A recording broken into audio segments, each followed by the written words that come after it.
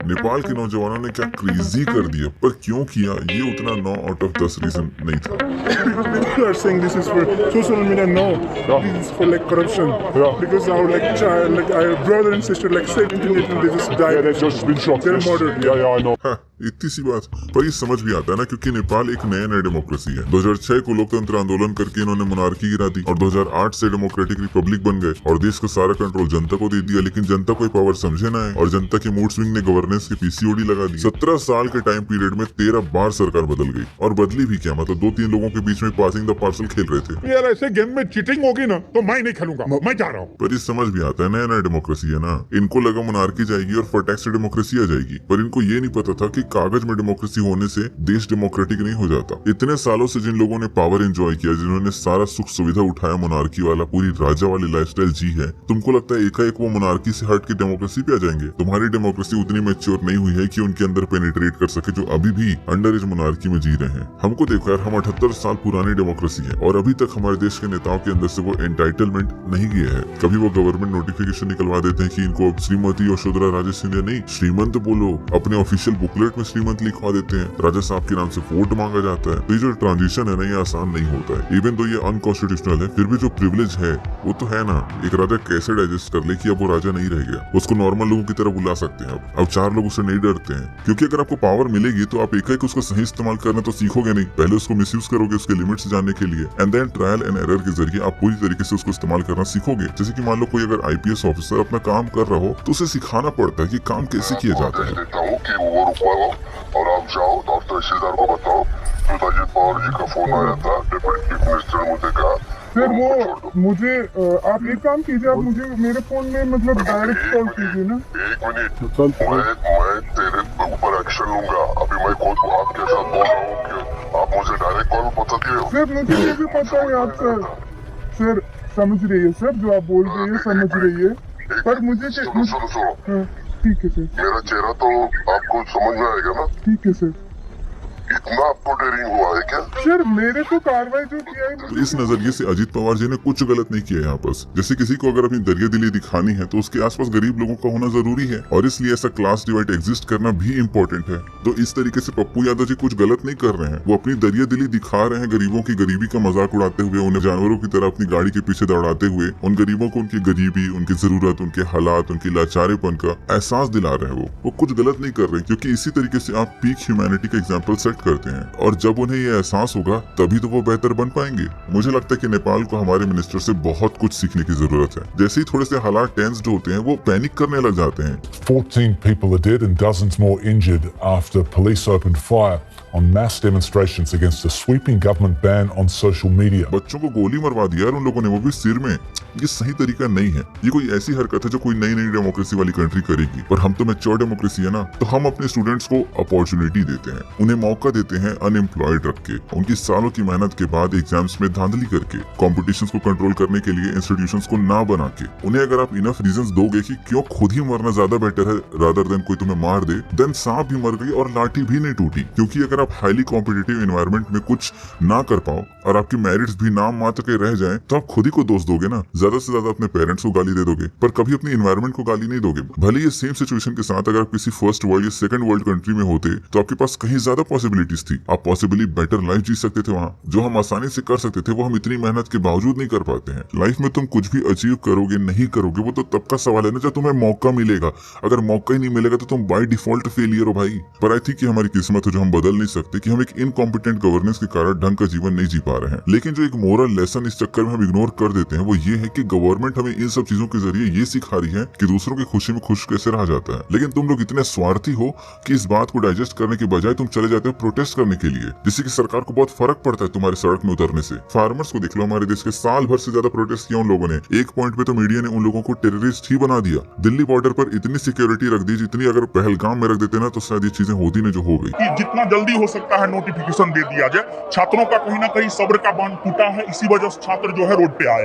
तुम्हारे साथ कुछ भी हो तुम प्रोटेस्ट से ज्यादा कर क्या सकते हो। एसएससी के लिए प्रोटेस्ट किया गया, पर अपनी खामियां सुधारने के बजाय उन लोगों ने क्या किया, ये आउटकम मिला टीचर्स पे लाठी चार्ज हो। नियम कानून बदल दिए जिसके तहत अब उनको कोई क्रिटिसाइज नहीं कर सकता, बिकॉज गवर्नमेंट नोज कि तुम कुछ नहीं उखाड़ सकते उनका। सड़कों पे चीखोगे, चिल्लाओगे, रोगे, गाओगे, सो जाओगे, बस माँ के सम्मान में बेटियां उतरी है मैदान में। अगर लोग गवर्नमेंट के अगेंस्ट हो रहे हैं तो उन्हें डांटना दबाना नहीं होता। ये कोई ऐसी हरकत है जो नई नई डेमोक्रेसी वाली कंट्री करेगी। एक मैच्योर डेमोक्रेसी को पता होता है कि अब जनता को एक नया डिस्ट्रैक्शन चाहिए, एक नया आइटम चाहिए खेलने के लिए, क्योंकि एक दो लोगों में ही दिमाग होता है। पॉपुलेशन एज अ होल एक चूतिए बच्चे की तरह होती है। उनकी पेरेंटिंग करने की जरूरत होती है। Be a good parent. जिससे recently opposition party voting scam allegations का मसाल लेके खड़ी हुई और ईसीआई के पिछवाड़े में आग लगा दी, लेकिन उस आग का धुआं रूलिंग पार्टी की आंखों में आंसू लेके आ गया।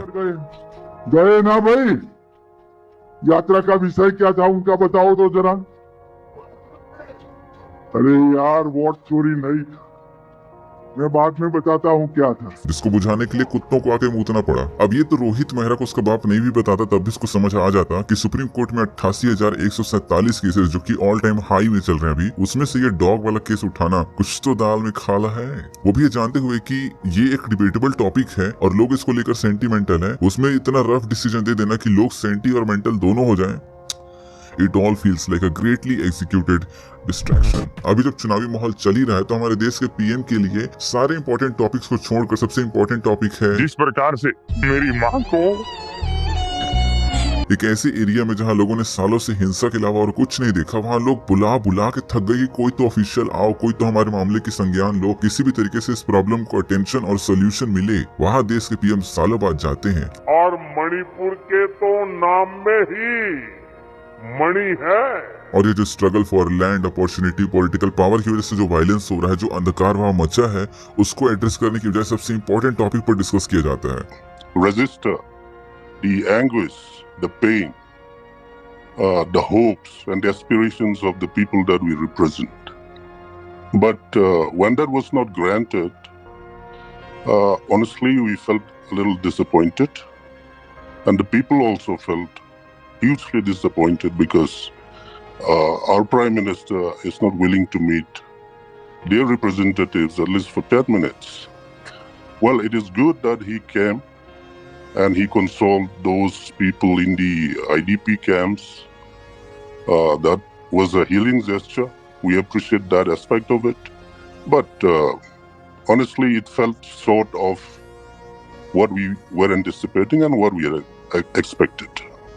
काश नेपाल की गवर्नमेंट को भी ये स्क्रिप्ट पता होता तो वो बेशर्मों की तरह थोड़ा सा और टॉलरेट कर लेती। ऐसे रिजाइन करके भागना तो नहीं पड़ता कम से कम। पर कहाँ से पता होगा उन्हें सब? नया नया डेमोक्रेसी है ना। गवर्नमेंट को तो हर देश की जनता क्रिटिसाइज करती है, पर उसके लिए सोशल मीडिया पर बैन लगाना, वो चाहते तो एक मैच्योर डेमोक्रेसी की तरह यहाँ बिहेव कर सकते थे। उन्हें कुछ नहीं करना था सिवाय इग्नोर करने की। अगर इसी तरीके से गवर्नमेंट हर किसी की बात सुनने लगे तो चल के देश भैया। अगर फिर भी बात ना बने तो कोई इंटरनल कॉन्फ्लिक्ट करा लो, एक रीजन दो उन्हें आपस में लड़ने के लिए। वैसे भी यूथ अनएम्प्लॉयड है ही, तो अगर वो दुनिया के चौंसलों में व्यस्त रहेगी तो कभी वो एक कॉमन इंटरेस्ट शेयर नहीं करेगी, और जब उनके पास एक कॉमन इंटरेस्ट नहीं होगा तो वो यूनाइट ही नहीं होंगे, और जब यूनाइट ही नहीं होंगे तो दिक्कत ही किस बात की फिर। अगर फिर भी ऐसा गवर्नमेंट आपको लग रहा है कि क्रिटिसिज्म बहुत ज्यादा हो रहा है, तब भी आपको एक मैच्योर डेमोक्रेसी की तरह बिहेव करते हुए सेंसरशिप करना है इंटरनेट का, बस और कुछ नहीं। जैसे रिसेंटली 16 सितंबर को ministry of information and broadcasting ने एक नोटिस इशू किया जिसके तहत यूट्यूब और इंस्टाग्राम से वो सारे कंटेंट जो कि according to the court order Adani के लिए प्राइमा फेशियल डिफेमेटरी हो सकते हैं, उन्हें उड़ाने को कह दिया। ऐसे कुछ सालों पहले 2021 के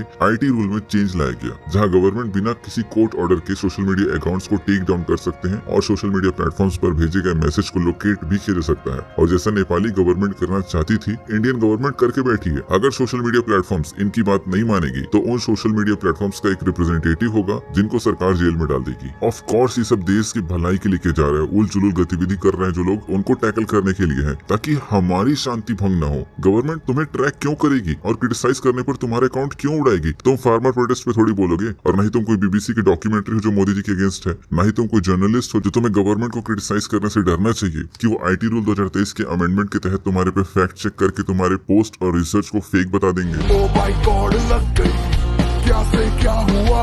न ही तुम कोई टैक्स पेयर हो जो तुम्हें न्यू इनकम टैक्स 2025 के प्रोविजन के तहत अगर तुम सही से टैक्स नहीं भरोगे तो आईटी डिपार्टमेंट तुम्हारे सोशल मीडिया अकाउंट्स को चेक करेगी। और कौन से तुम अपने बाप की औकात से ज्यादा की लग्जरी लाइफस्टाइल को फ्लेक्स कर रहे हो सोशल मीडिया पे, कि डाउट हो जाए बाकियों को कि कहाँ से आया है पैसा। देखा कभी हमारे देश के नेताओं के बच्चे जो विदेश में पढ़ रहे हैं उन्हें फ्लेक्स करते हुए? कभी देखोगे भी नहीं, क्योंकि हमारे देश के नेताओं को एटलीस्ट इतना तो पता है कि पैसे छुपाए कैसे जाते हैं। लानत है ऐसे नेता होने पे जो अभी तक पैसा छुपाना ना सीखा हो। काश ये ज्ञान नेपाल के नेताओं पे भी होता तो वो अपने बच्चों पे थोड़ा सा कंट्रोल लगा पाते। पर नई नई डेमोक्रेसी है ना, करप्शन जैसे छोटे से मैटर के लिए इतना बड़ा बवाल कर दिया। रील्स पे एंटी करप्शन मिनिस्टर के आलिशान घरों को दिखा के बोल रहे हैं कि वो करप्ट है। अरे वो उनकी मेहनत की कमाई की है भाई। तुम गरीब हो तो क्या सबके सब गरीब रहे? ऐसे कम्युनिस्ट विचारधारा से देश नहीं चलता है। कोई अमीर बनेगा तो उसके पास जो वेल्थ है वो किसी के हिस्से का ही वेल्थ आएगा, तो कोई दूसरा तो गरीब बनेगा ही ना। इलेक्ट्रॉन का आदान प्रदान चलते रहता है, वो कंसर्निंग पार्ट नहीं है। कंसर्निंग पार्ट ये है एटम स्टेबल है कि नहीं। अगर देश की जीडीपी बढ़ रही है तो कोई दिक्कत नहीं मेरे को। तो अगर अमीर बनने के लिए तुम्हें किसी का हिस्सा खाना पड़ रहा है तो इसमें कुछ गलत थोड़ी है। लॉजिकली देखो ना, तो इस तरीके से देखा जाए तो करप्शन कुछ गलत नहीं है। कोई नेता कोई ब्यूरोक्रेट अगर करप्शन कर रहा है तो कहाँ जा रहा है पैसा? अपने देश में ही तो रह रहा है ना, उससे इकोनॉमी को बूस्ट मिलेगा। लेकिन लोगों के अंदर का जलन और नाकामयाबी इस स्किल को अप्रिशिएट करने ही नहीं देता।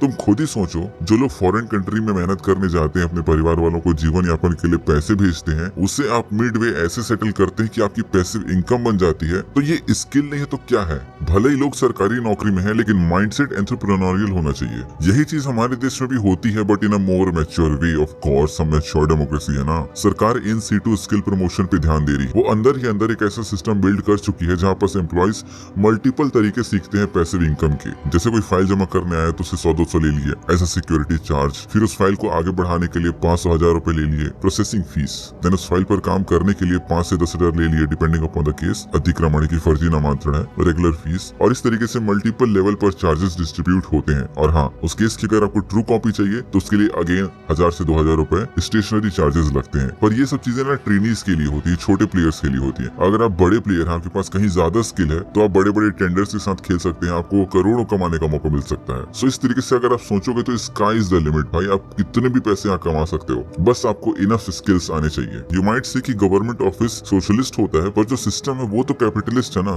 ऑल्दो ये सिस्टम काफी अच्छा है और काफी स्किल्ड प्लेयर्स हैं इसमें, पर स्टिल इसमें कुछ बग्स हैं जो कि हाईली स्किल्ड एम्प्लॉइज को कई बार काट देते हैं। But the whole system in itself is very robust. अगर ये सिस्टम स्मूथली ऑपरेट करेगा तो एक गरीब खून के आंसू रोके ही घर जाएगा। देयर इज अ रीजन कि करप्शन को ग्रीस क्यों बोला जाता है इकोनॉमी का। आपको एक बहुत अच्छी बात बताती हूँ, मतलब it's not morally good, but as an economist corruption is grease of the economy. क्योंकि वही लगा कि सरकार जनता को, और ये चूंकि लोग कंप्लेन करने जाते हैं उसी सिस्टम से जिसका ये पार्ट है, तो इससे अल्टीमेटली सिस्टम का ही फायदा होता है, क्योंकि ये जो फीडबैक लूप की तरह काम करती है। सो नेक्स्ट टाइम अगर आप कंप्लेन करने जाओगे तो या तो प्रॉब्लम नहीं मिलेगी या तो आप नहीं मिलोगे। अभी इस फ्रेम के एक हिस्से में विजिबल स्पेक्ट्रम के 7 कलर हैं और एक तरफ कुछ नहीं। अब लोग इस कॉन्ट्रास्टिंग डिफरेंस को दुनिया की हर डाइकोटमी से जोड़ देते हैं। ठंडा गरम, सही गलत, सीरियस अनसीरियस, सोफिस्टिकेटेड अनसोफिस्टिकेटेड, पुण्य पाप, जो भी सही लगे उनको। पर तुम ध्यान से देखो, इस सीरियस डिफरेंस के बीच में एक लाइन दिख रही है।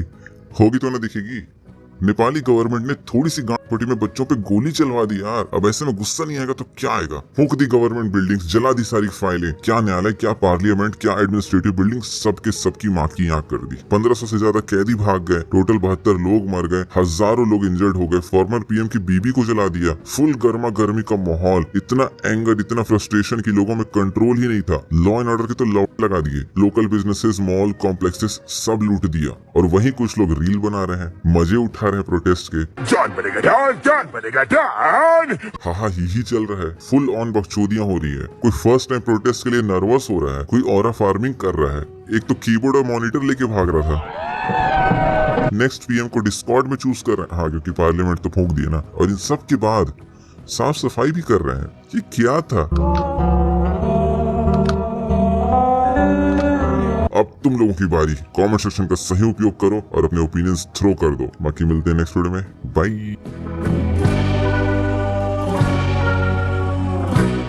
आप में से भारत में नेपाल कौन चाहता है? हाथ खड़ा करे। आप चाहते हैं नेपाल बन जाए? मैं पूछ जान लेता हूँ भाई, क्यों चाहते हैं भारत में नेपाल बन जाए? खड़े होइए। क्यों चाहते हैं भारत में नेपाल बन जाए? और कौन नहीं चाहता भारत में नेपाल बने, वो भी अपना हाथ खड़ा करे। देखिए, आप क्यों चाहते हैं भारत में नेपाल बने? मैं ये नहीं चाहता भारत में नेपाल बने। मैं ये चाहता हूँ कि जो भारत का युवा है वो भी आंखें खोलकर भारत की राजनीति को देखे, करप्शन को देखे और उसके खिलाफ आवाज उठाए। व्हाट्सएप यूनिवर्सिटी से ग्रेजुएट ना हो, अच्छे कॉलेजेस से ग्रेजुएट हो, किताबें पढ़े इंस्टेड ऑफ व्हाट्सएप फॉरवर्ड। तो आप ज्ञान दे रहे हैं कि किताबें पढ़े। सर ज्ञान ही तो नहीं है इनके पास। जो अगर ज्ञान होता तो ये भी खड़े होते। उनके पास तो है ना सर, उनके पास तो है सर। अच्छा। वो शायरियां सुना कर तालियां वटावर, लॉजिकल बात कर लो। एक आदमी पूरे बिहार इलेक्शन में नहीं कह रहा है कि हम जॉब दिलवाएंगे। कोई मोदी की माँ की बात कर रहा है, कोई किसी की बुआ की बात कर रहा है। जॉब्स कहाँ है बिहार में? सबसे ज्यादा अनएम्प्लॉयमेंट महाराष्ट्र जा रहे हैं, वहां से भगाए जा रहे हैं, हरियाणा जाते हैं वहां से भगाए जा रहे ठीक है। हैं, पंजाब जा रहे हैं वहां से भगाए जा रहे हैं। बिहारियों के लिए बात कौन कर रहा है? कोई नहीं। Okay, Modi, okay. सुनिए, जब मोदी जी की माँ की डेथ हुई थी तब कर्नाटक में भाषण दे रहे थे, तब आप लोग बड़ी तारीफ करते, अरे वाह मोदी जी कितने अच्छे हैं, देश के लिए सोच रहे हैं, कर्नाटक में है, माँ की मृत्यु पे भी नहीं जी, जी, गए। जी, और जी। अब वो अपनी माँ का वो श्राद्ध करने पहुंचे हैं, तो भी आप लोग कितने अच्छे हैं मोदी जी, माँ का श्राद्ध करने। जब बिहार में इलेक्शन तभी श्राद्ध की याद आ रही है क्या?